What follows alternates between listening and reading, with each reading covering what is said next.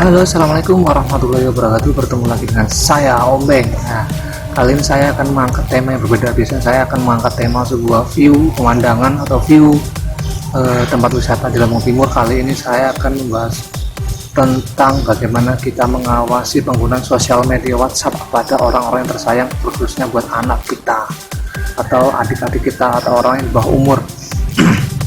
Ini dikatakan banyak orang yang mengeluhkan di suatu sosial media, di grup. Bahkan ada sebagian teman saya atau kawan saya yang sudah mempunyai anak umur sekitar 8 tahun. Dia sudah, karena kondisi sekarang lagi pandemi seperti ini, tidak ada kegiatan sekolah di kelas maupun berangkat ke sekolah, akhirnya dia lebih banyak di rumah menggunakan sosial media. Bahkan ada sedikit saya membaca di satu grup itu bahwa kan banyak yang menggunakan pelajaran atau mengirim suatu pelajaran atau mengirim tugas itu lewat media sosial WhatsApp.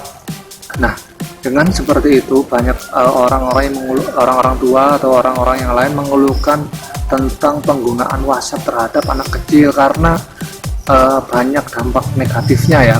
Kalau kita tidak pintar-pintar mengawasi sosial media kepada orang-orang yang masih di bawah umur atau anak-anak kita.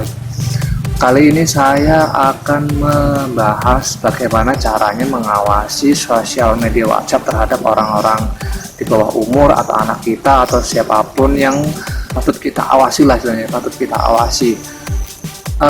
Saya pernah membuat investigasi atau penelitian kecil-kecil, yaitu saya tentang grup-grup WhatsApp, karena sekarang suatu grup WhatsApp itu bisa dibagikan melalui dengan link gitu. Jadi kita mengklik link entah itu grup apa ya kan, terus kita masuk ke suatu grup WhatsApp.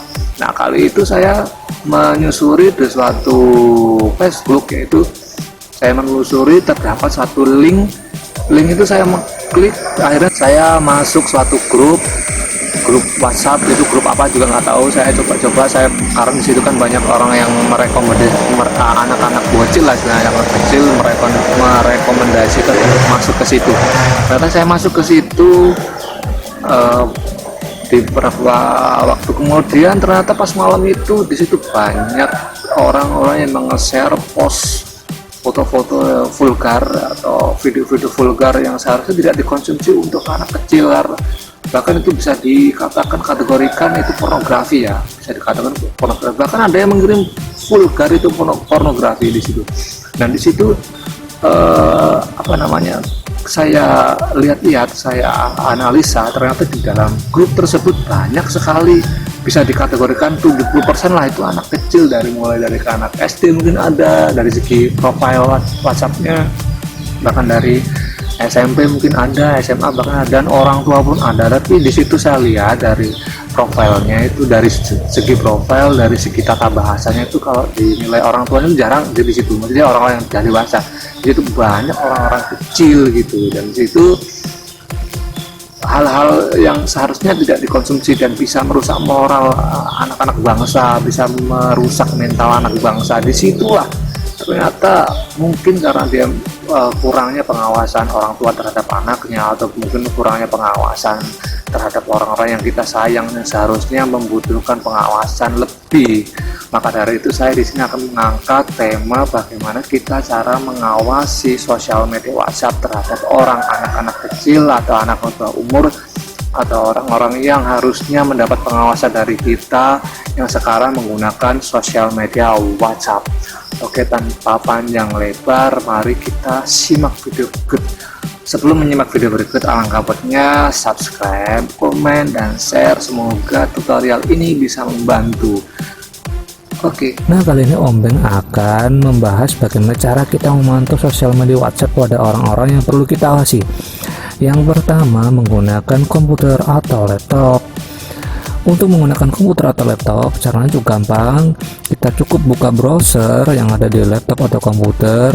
Itu browsernya bisa Mozilla Firefox, bisa Google Chrome, bisa dengan UC browser atau apapun. Yang penting bisa menggunakan searching di suatu internet. Lalu kemudian jika browsernya sudah terbuka, maka kita tulis www atau www.whatsapp.com. Kemudian jika kalau web browser sudah terbuka, maka kita bisa ketikkan WhatsApp saja. Kemudian di situ ada tulisan pertama kali, yaitu di web browser, di situs WhatsApp. Ketika kita klik, kemudian di situ pilih WhatsApp web, kemudian kita klik, kita tunggu sampai kode QR atau barcode itu muncul. Ketika sudah muncul barcode atau QR-nya, maka kita ambil HP yang akan kita awasi, kemudian kita buka WhatsApp-nya, lalu kemudian klik option atau titik 3 di pojok kanan atas, kemudian pilih WhatsApp web. Nah, setelah muncul pemindai kode QR atau barcode tersebut, kemudian kita arahkan ke laptop tadi yang sudah ada kode QR-nya atau barcode-nya. Setelah berhasil, maka kita bisa buka WhatsApp orang yang mau kita awasi tersebut di dalam laptop atau komputer kita. Cukup gampang kan? Oke, yang kedua, jikalau kita tidak punya laptop atau komputer, kita juga bisa pakai Android. Oke, untuk pakai Android, jika memakai Android ini kita harus mempunyai aplikasinya. Kita bisa download di Play Store dengan nama WhatsApp Web for WhatsApp Web Scan. Kemudian kita install. Kemudian jika sudah kita install, tunggu sampai instalasi selesai. Jika instalasi selesai, maka kita bisa buka, klik yang pertama ini. Kemudian jika kita klik sudah sampai menunjukkan kode QR atau kode barcode, maka selanjutnya kita ambil HP yang akan kita awasi, kemudian buka WhatsApp-nya, lalu kemudian klik option atau titik 3 di pojok kanan atas, kemudian pilih WhatsApp web. Nah, setelah muncul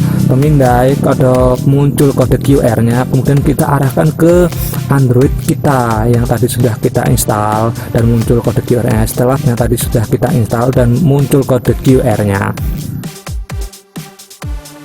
setelah berhasil, maka di aplikasi tersebut akan menunjukkan isi WhatsApp dari orang yang kita pantau.